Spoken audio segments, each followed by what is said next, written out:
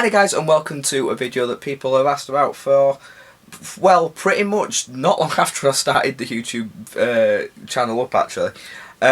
Basically, people have always asked about setup, they've asked about filming, you know, what I used to film, what I used to record, that bus is going past at the moment, you know, what audio equipment I use, what capturing equipment, what gaming setup I have. So I thought I'd basically mash it all into one big video, because I think it's about time after like 3 years here on YouTube that I do something. So let's start off with the actual filming equipment. So the main camera, which we're using right now, is my Nikon D3200, which is, for me personally, I feel is probably the biggest and best investment I've made whilst doing YouTube and whilst I've been on this, because this little beauty is absolutely amazing.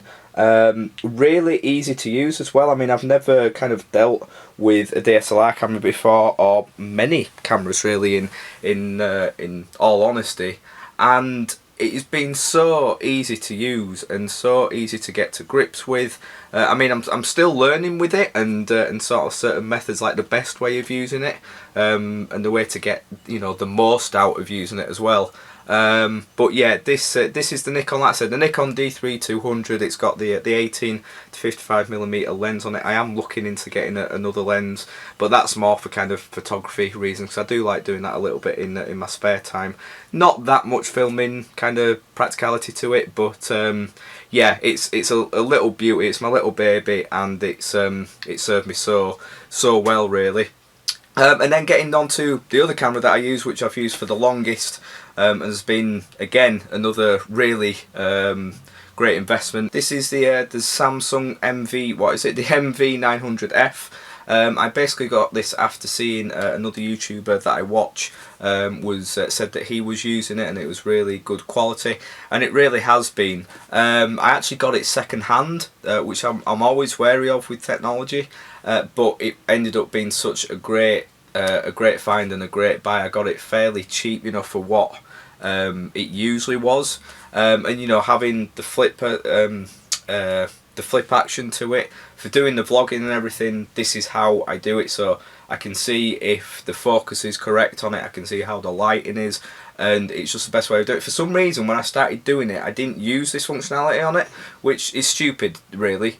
I don't know why I did it, because it's really ideal of what it's there for, but I do it all the time now, because it's I think actually what the reason why I didn't do it is, to begin with, is because you tend to want to look at that quite a lot, and it still does happen now and again, instead of looking at the actual lens. Whenever you see like Lee or Charlie on my channel, you'll sometimes see them looking at that instead of the actual lens. Lee's got better at it. But yeah, again, this is brilliant. It takes great pictures as well. The sort of the zoom is good on it, but the focus, obviously, just with it being a digital camera, isn't always great. The automatic focus on it, there's no manual focus on it, unfortunately, when you're filming. But it does a good enough job. I mean, unfortunately, for quite a well, since last Christmas now, it's had this little chip on the lens up there. Actually, no, it was the start of this year, wasn't it? I stupidly, on a drunken night, managed to drop it and get all these little marks on it here. But yeah, it's had this annoying little chip up in this top corner, which you'll see. So unfortunately, it's probably going to be something next year that I will have to be looking to replace, and maybe getting a bit of an upgrade with it. But it's been such a little beauty to me. It's gone everywhere with me whenever I've been doing my vlogs and diaries and things like that. So this is you know, this is my #1 camera. This is sort of #2 camera. But #2 camera ends up getting used a lot more than #1 camera, unfortunately, just because it's so neat and tidy, really. So yeah, that's the Samsung MV900F. If you are interested, I'll probably put all the details of everything that I use in the description below. But yeah, really nice, neat little camera, that one. Whenever I've been using like a face cam or anything, or in the very early days, this is basically what I did all my videos on, this webcam here. Pretty much for the first year, or yeah, pretty much the first year that I was on YouTube, when I just used to use my laptop. It was all done through this camera here, the Microsoft HD one. And again, if you're wanting a webcam, this is just so it's top quality. It really is. The sound, the microphone on it is top notch, second to none. Get a really good quality from it, and the picture on it. Although it's a webcam, so of course it's not going to be picture perfect, but it does a pretty damn good job. I mean, I was using it recently for my Until Dawn playthrough, and I actually had it hooked up through a wire, which I'll show you in a minute, a USB adapter, and had it going across the whole of my room, and it was sat up over on the TV there and sat in front of me. But yeah, again, as a backup camera, if like these two were to break, I'd have no problem going back to that for a little bit, because really it's really good at getting the job done. So that's sort of a third camera used every now and again, but mainly for face cams. And in here, which you've seen me do the unboxing for, is my GoPro. This is still taped up and boxed up from when me and the guys went to Centre Parks, and I thought we were going to use it then, and we didn't. And I've just not had the need to use it since then, so it's a bit sad that it's still all sat in here. But yeah, a GoPro, as expensive as they are, again, I think is a fantastic investment. If you're wanting to get into content creating and filmmaking, having a GoPro is such a great little camera to have. Not even, just to have as a backup, just as another, bog standard camera. We used this during filming for blackout for some scenes. And it works just as well as any other camera you'd expect for the price, obviously. But yeah, you can do so much with it. I mean, it's such a versatile little camera, and yeah, really great to have. So I need to use it a lot more, and I do have ideas and plans for it. But yeah, that's my little GoPro there. And when all else fails, what I do use sometimes is my phone. I mean, I got this a few weeks ago. It's the iPhone 6s Plus. But yeah, I mean, the camera on this now is it's ridiculous really how sharp and how good it is, to be honest. So again, if all cameras did fail and say I was out and about wanting to do vlogging, I would quite happily use the camera on my iPhone, both the actual one and the one that faces you, the forward one. Yeah, I mean, you can't really go too wrong with it, to be honest. So filming wise, those are all the stuff that I use to film. So when it comes to recording audio, again, the main microphone that I use here is the Blue Yeti microphone, which again, it's not cheap, but you do get really good quality out of it. I mean, there are much better audio recording equipment out there, but the Blue Yeti is kind of a standard YouTube microphone, really. You see a hell of a lot of YouTubers out there that do kind of the vlogs and the voice piecing and everything like that, that use the Blue Yeti. I mean, it's really great for the settings that it has on the back. So most of the time I have it on this setting here, which is basically just kind of front facing, but if like for bar chat that I do the podcast, and I can't actually move this at the moment, which is really awkward, yeah, for podcasts and things like that, then it is best to have it on that setting. So it basically, the speaker works all four ways. So if you've got someone, 4 people sat around the microphone, it works that way. You can adjust the gain, depending on how loud people are or how far away they are from the camera. I mean, like, some annoying reason, my voice just seems to be written, no matter how hard I try, my voice is just always really loud. So recording bar chat, me and Charlie are always really loud and Lee is really quiet. So me and Charlie try and sit further away from the microphone, and Lee gets a little bit closer, and just being able to adjust the gain just so easily like that. It's very sensitive in its use, so the difference between going there and there can make all the difference, really. So yeah, it's a really nice, easy, portable microphone, a really easy one to use. It can also fit in, you can get its own Blue Yeti microphone stand, which I do want to get at some point, so I can have it sort of coming over my computer setup and everything. And of course, with that, I have a pop filter. Now, I didn't spend too much on this one, well, for obvious reasons, don't have lots of money, but so this was kind of a budget pop filter, really, but it really does do the job. I mean, it's got a nice little clipping system that can clip on practically everything, a nice little clamp system, and it does the job. I mean, it gets rid of the ps, p, like the p sounds, which you'll have heard sort of before me getting the pop filter, and after getting it, you will actually hear a big difference in quality. It's one of those that maybe if you're not listening out for it, you might not quite hear it, but it does make all the difference. So getting stuff like that is always important. So that's kind of mic number one. Again, the webcam, the microphone on there is so good that I can quite happily use that for voice recording. I mean, I think I actually ended up using that for my Until Dawn footage, because for some reason that wouldn't pick up whilst I was recording on that, which was a bit of a pain actually. But yeah, the webcam is great for doing that as well. And if I'm out and about and I'm wanting to do voice recording whilst I'm using the DSLR, I mean, right now you will actually hear that my voice sounds very nice and clear, and it is usually what I use anyway, just the microphone from the camera. But when I'm wanting just a little extra bit of sort of sound quality, I do have this little, again, fairly cheap. You can get much better ones, and I do want to get a better one at some point. I think this is the Takstar SGC 598, which was just a fairly cheap one. It's got very limited kind of settings to it, really. But that just plugs in nicely, slots on the top of my camera there. So that's mainly used, I would use it sort of when I'm out and about. Kind of, you know, it kind of points to where the object is, of where the sound's coming from. So like when I'm indoors, there's not much use for it, but if I'm out and about, it just kind of eradicates noise around and about, really. So those are the main kind of audio recording equipment that I use. I probably should have mentioned this when I was talking about the filming and recording stuff, but yeah, the tripods that I use. This is the main one and sort of the best one that I use. Let's just get that in focus properly. Again, this is probably, alongside the camera, this is the best buy that I have ever had.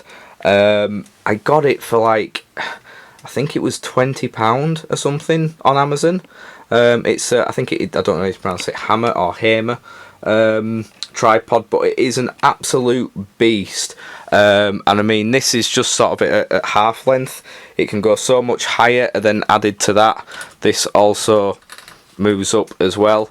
So it's really, really versatile in where you can use it, and the different heights you can get. So I mean, that added on to that at its full extended, I mean, you can see there, you know, I wouldn't even need to extend the legs any further. You know, if I was doing something, you know, a piece to camera, that would be a perfect height, really. But yeah, again, really nice, easy controls. The camera just simply slots in there. Nice pan handle there, nice smooth rotation to it. And yeah, it is just absolutely perfect. And for like 20 quid, I mean, I can't remember whether it was a special offer that I got at the time, but I mean, it is really solid as well. You know, it's really nicely well made. It's not something that's gonna, you know, just break all of a sudden for no reason.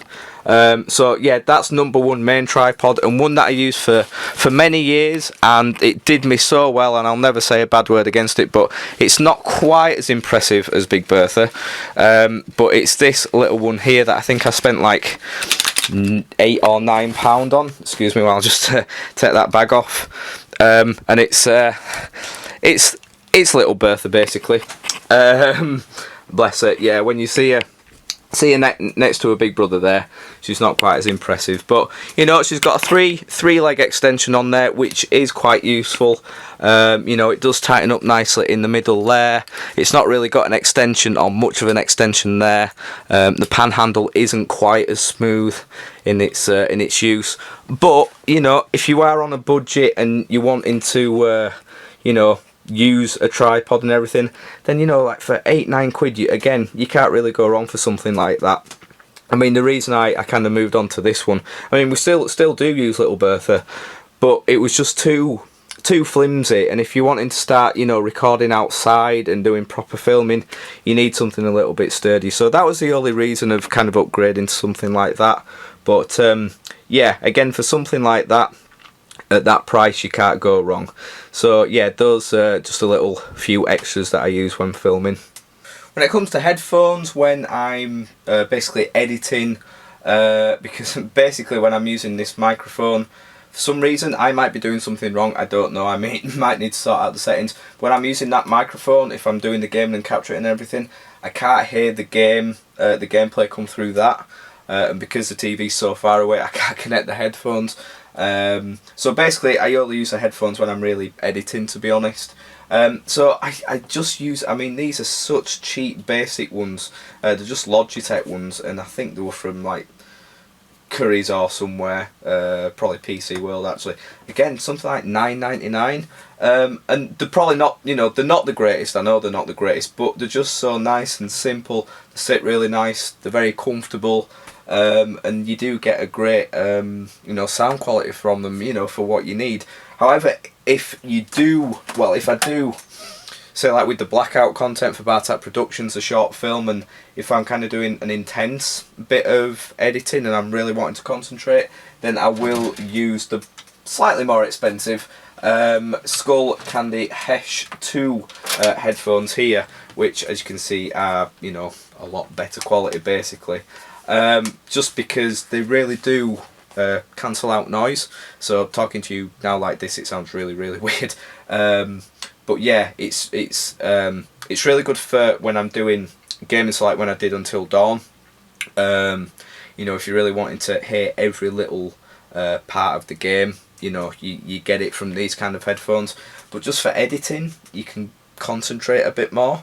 You know, you don't have to worry about what's going on around you. You know, like I live right next to a really busy main road, as you've probably heard the traffic going past quite a lot of times, and it just completely cuts me off from the rest of the world if I'm wanting to concentrate and get down to some serious editing. So I mean, I think these were about 30 quid. Like, I'm not one for spending a hell of a lot of money on like headphones and stuff like this, and I know people will spend up to like £100-200 on headphones. I think these were about £30-35 from HMV when I got them. Again, I'll put a link in the description, but again, I think really good value for money on something like these. But again, if you're on a budget and you want something that is comfortable and you do get a good sound quality from, then these Logitech ones, again, like I say, I think they're like $9.99 from PC World or Curry's or something. So yeah, you can't really go wrong with them. So that's what I use for kind of listening equipment.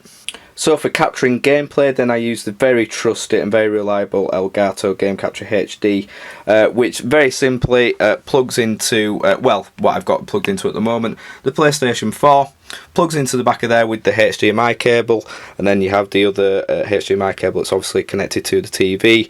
That then runs through, well, for me anyway, I've got a kind of a USB extension cable, just because it can actually reach from there to my computer, but I'd rather not have wires stretching across my room. So that just connects there and simply plugs into the computer there, and then using it on here. Let's see if I can get this to focus properly. Using the Game Capture HD technology on there. Basically, you set it all up from the settings there. So like I say, at the moment it is the PS4 that's kind of meant to be connected up there, but it will pretty much connect to absolutely anything you want. The Game Capture HD, the Elgato, you can, you know, use all the PlayStation consoles, all the Xbox ones. It can even go back to like the N64 and the SNES. I've even had some, I swear someone even had one of the very old like Atari consoles or something that they managed to plug into it. So you can really do everything with it. You know, you've got all the microphones that you can add to it. You can adjust the gaming volume. You can live stream from it. You can also edit on it. I've not done that yet. I'm sure I will at some point. But you can, yeah, you can edit everything from there. I don't think it's as in depth as your other kind of editing software and everything. But yeah, when I'm doing console capturing, then the Elgato, again, it is expensive, but it is so worth your money, and it's a great little investment. There are other good capture cards out there, but if you're wanting top quality and something that's going to last, and you can get the most use out of, then yeah, the Elgato you can't go wrong with. If I'm capturing anything from the computer, which I will be in a minute, then I basically use either Bandicam, which I've got just as the free version at the moment. So you can only capture 10 minutes at a time, I think, with that one. But that that basically captures the whole screen. So that's a good little one to use. Or if I'm specifically doing computer games on here, which I haven't done for a while, basically because I need to upgrade my computer first. It can't really deal with gaming too much at the moment. I've got so much crap on it. Yeah, I just use Fraps on here. You know, you can benchmark it to a hotkey, so you can just turn it on and off whenever you want. There's just so many settings to it. I mean, how much do you pay a year? I think you pay like, or do you just, is it a one-off payment? I can't remember. Again, I'll put details in the description below. But yeah, you can do so much with it. You can set the video capture settings and everything. You know, the sound capture, wanting to use any external recording output and everything. So yeah, it's a while since I've used it, because like I say, I haven't been able to do any PC gaming. But yeah, Fraps, again, is well worth your money and well worth an investment when capturing software. So yeah, that's when capturing software, when capturing gameplay, I should say. But yeah, it is some good capturing software. So yeah, that's everything that I use. So just a few little extra points before we get into the editing and the gaming stuff and everything. I have 2 external hard drives, both Seagate ones. I think I've got a terabyte there and 500 gigabytes there on that one. I know that that's a much smaller one, and I spent a bit more money on this one. But again, really great, because the memory on this computer, although it's good, it gets eaten up so quickly. You know, when you're doing YouTube or any content creating in general, you know, you download so many things, you capture so many things. I mean, when you're capturing from the Elgato and capturing gameplay like that, you know, you can very easily use 20, 30, 40 gigabytes up just, you know, in a second. So getting a good external hard drive is really important, and even with those two and the internal memory on the computer, I'm actually in need of a new one coming up soon. So again, into next year I'll probably be looking at getting some more of those. But yeah, again, those two, just any external hard drive in general, something really important to look at. So the gaming setup that I actually have, just if you can hear the wind in the background, then I apologise. Yeah, the gaming setup that I have, I basically have nearly everything that I need in this room. So the main console that I use is obviously the PS4, the PlayStation 4, which I have there and kind of set up the majority of the time. The other one that I mainly record off is usually the Xbox 360, which I have down there, or the PS3, PlayStation 3 that I have there. All the wires again are all kind of ready to set up, easy to kind of change around. If I'm using the Elgato, the annoying thing is sometimes they have to set up differently, so it can be a bit of a pain in the ass going between them, but it's not that big a deal really at the end of the day. So I have them all in order there. I've even got my trusty old PlayStation 2 there, for the off chance that I do a few things there, like I of course did Stuntman quite a few months ago, and I am wanting to do a lot more retro games, so that's where I have everything there. I have all my controllers and like headphones and everything. Ignore the wire control management thing, because yeah, I've messed that up so many times. I try and keep them nice and neat, but it doesn't really work too good. So basically, yeah, when I'm filming, I'll be sat over there with my microphone set up and everything set up there. Got my capture card going across there to the TV. I'll tilt the TV to this side, and yeah, I'll just sit over there with the controller and just try and have the sound as low as I can, but still being able to hear it, but not so much that it picks it up on the microphone, because it just creates a really bad sound effect on the noise. And yeah, something else that people I think will probably miss out when they're kind of doing YouTube and everything is kind of planning and scripting and things. And I mean, all these are all books and little notes and everything that I use. I mean, this full pad of paper are all things that I have written and done this year, just planning various, you know, content and everything. I mean, nearly giving something away then from Bartat. But yeah, there's so many things there. I mean, this is the script from What to Watch the other day that me and Lee did for Bartat Productions. Yeah, that's, can't remember what that is. I think that was for a Leeds United Weekly a few weeks ago. You know, I have little notes here on things, just little ideas and everything. that's all just Bartak gaming stuff. I mean, that's right from the very start. Is that when we very first started, and I thought I'd use it more often than what I would. But yeah, you know, tons of little stuff and ideas in there, and most importantly, post-it notes. You cannot underestimate the power of post-it notes. I usually post them on the side of the computer there.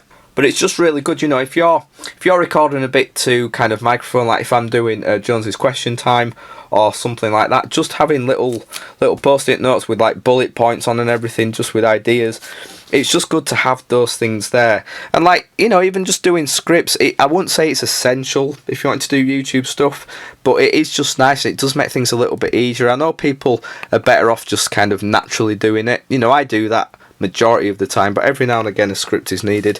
But yeah, I cannot tell you how important it is to plan things, just to write notes down when you get ideas and everything, because trust me, the amount of times you'll plan something in your head one night and you think, oh, that's really great, I'll remember to do that tomorrow. You don't write it down, and then the next day you can't remember what the hell it was. So having just like booklets and pieces of paper to write ideas down and everything, just, you know, keep them at the side of your bed or something, because yeah, like I say, it's so important just to have stuff like that. So again, that's a little idea of something that's coming up. That's the script that I've got there, so I'll keep that shut for now. So yeah, buy notepads, buy notebooks and everything, and you know, write everything down. So I actually forgot to mention when I was doing the microphone and audio setup and everything, what I actually use to record my voice and everything. I just use Audacity. You know, it's a free thing to download, free software to download, and it's great. You know, there's so much that you can do with it. You know, for something that's free, there is so many things that you can do with it. Yeah, one of the best things, like if you get little noise effects in it that you don't want in like a recording, you know, you can edit it out basically, and so it doesn't affect the rest of the recording. So yeah, Audacity, a really nice, simple, free thing to use. You literally just set your microphone up, press record, bam, you're done. It's really great. So moving on to editing, let's open something up. Let's open up Blackout, shall we? Something that was done a while ago, but I can just show you basically the ins and outs of using Serif Movie Plus 6. Is it called now? X6 is what it's called. Again, you can get a free version of this, or you can pay, I can't remember how much it was, I think it may have been £60, something like that, which really, I know it sounds like a lot of money, but again, it will be the best money that you know, spend. You know, you get, a lot of YouTubers and a lot of professionals will use things like, you know, Adobe Premiere Pro, and other software like that that's a bit more professional. For me, Serif is the brilliant kind of middle ground. It is, it's not so basic that you're stuck with stuff to use like you know, Windows Movie Maker, but it's not too complicated that if, like me, you're good at the basics. Like I was lucky enough to learn a lot in university, and I do understand a lot of it, but there's a lot of things that, you know, I've tried to use Adobe and Premiere Pro and everything, I get stuck with it and I don't know what to do. So Serif is brilliant in that it's not too complicated, but it's not too basic. So like most things, you've got a simple timeline down here. You've got, you know, you can have as many overlay tracks as you want. You've got audio tracks. You can add various ones in. You know, you can add as many in that you want. If you don't like it, Control Z, it takes it away again. And it's just a simple, you know, you import the media that you want. So let's go to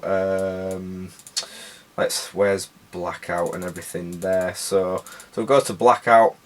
All the media that you need from it, you've got there. You simply just click on it, you open it, and then it adds it all over here to everything that you need. You know, video bites, sound bites, audio, pictures, just everything that you need. All the media that you want, all get saved into there. Something just started playing then. Oh yeah, if you hold over it, it will play things in advance. If you want to listen to something before it gets added in, then you can do that.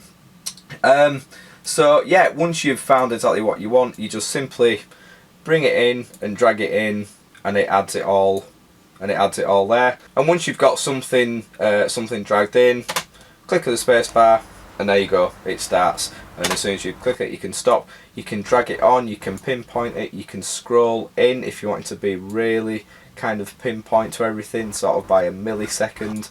You can then drag it back out if you want. Yeah, simple things of, you know, fading in, it's just a simple slider there. You can do it to the audio and to the footage, so you can see there, you can either have it starting straight away where it's there, or a nice little simple fade in. Oops, hang on, let's not do that, shall we? Or you can do that, so it's a nice smoother, you know, I do like my fade-ins. I just think it makes it so much nicer and smarter and everything. And you just basically, you go along, and when you're happy with something and you want to move on, you click it. There are shortcuts and hotkeys that you use that I'm getting used to, but I basically just right click, you split there, and then you split in your media up, so that's the end of the clip, and then you move on to the next one that is down there. So yeah, that's basically how, you know, if you want me to do like a separate editing video, how to edit, then I will get into it and possibly do that at some other point. It's something I would be very interested to do. I think that would be quite a fun thing to do, but I won't do that today. I'll just show you the basics really. So yeah, Serif is really good. Like I say, it's so user friendly. You know, if you do make a mistake, you know, it's so easy to go back and rectify it. If it crashes for whatever reason, I've never had a time where it hasn't backed it up or saved it, which is great. Loads of different options up here and tools. You know, you can capture on it as well. You can record narration over videos and everything. You know, you can add for titles and everything. You can, sorry, let's get rid of that there, shall we? You know, you can change it all there and do it as you go. You can add different animations and formats and lighting and effects and everything. So if you want to, you can go really technical and really more advanced with it, or you can just keep it nice and simple. I kind of like to go in between with it, but the more simple you can make it, the more effective it can be sometimes, I think. So yeah, Serif Movie Plus X6 is what I use for my main editing system really. So there we go guys, that's sort of a simple basic look at the setup that I use. All the filming equipment, the audio equipment, the actual capturing equipment, the gaming setup and the editing software that I use. Hopefully it gives you just a little bit of an insight into you know, what it's like recording and creating content as a YouTuber, or just a content creator in general. It's not cheap, it really is not a cheap kind of hobby to have really. You know, there's a lot of money that I've spent on the camera, the tripod, on the actual software, editing and everything like that, the Elgato capturing software. Everyone knows how much gaming consoles and setups are like that. So yeah, it really is not a cheap thing and a cheap hobby to keep up. So yeah, a lot of my wages have gone towards stuff like this, and there's always better ways of upgrading. And you know, like I said before, I'm really wanting to upgrade my PC at some point, but that is again a very expensive thing to do. But you know, it can pay off, and unfortunately to create the best content, you know, you have to invest in it, and it is worth it in the end. Like I say, you know, this camera here, it makes life so much easier being able to use something of this quality. But it is something that when you're starting out can be done on a budget. Like I say, I spent my first year on YouTube using that and a cheap laptop, and it got me the views and the subscribers in the first place. And actually when I started out YouTube, my capturing software was actually the old DVD recorder that you saw up there underneath my PS4, and I used to record it onto discs and then put it onto my laptop. That would take about like 4 hours to export, and then there was editing it. So it can be done on a budget. You're just a lot more limited with what you can do, you know, especially editing. You know, Windows Movie Maker is good. It is good for the fact that you don't pay anything for it and what you can do with it, but you're just so limited with it, which is a shame. So yeah, like I say, it's not a cheap hobby, but it I love it. I love doing it, and I love surrounding myself in this kind of technology. I feel really at home with it, you know, speaking into a microphone, speaking to a camera and everything. It's something that's really great and something that I love doing. So like I say, I hope that's kind of giving you guys an insight. Maybe those of you out there that are thinking about starting up a YouTube channel or wanting to create their own content and not too sure about what to go for. Hopefully you've seen from some of my you know, objects that I've got and equipment, you can get an idea about what you want. Like I say, there's so many different equipment out there that you can go for, but I'll put a links in the description to kind of the things that I have. Some of them may be more than what I paid for at the time, some of them may be less. I do think the headphones that I have, the Skull Candy H2, I think they've actually come down in price since I bought them, which is good. If that's the case, definitely, you know, get on that because they're great headphones.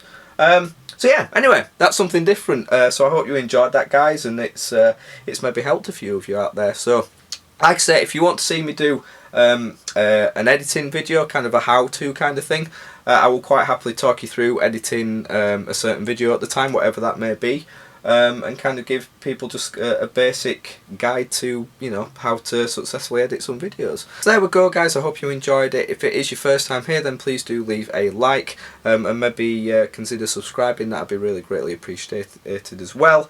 And until next time, take care of yourselves, and I'll see you all very soon.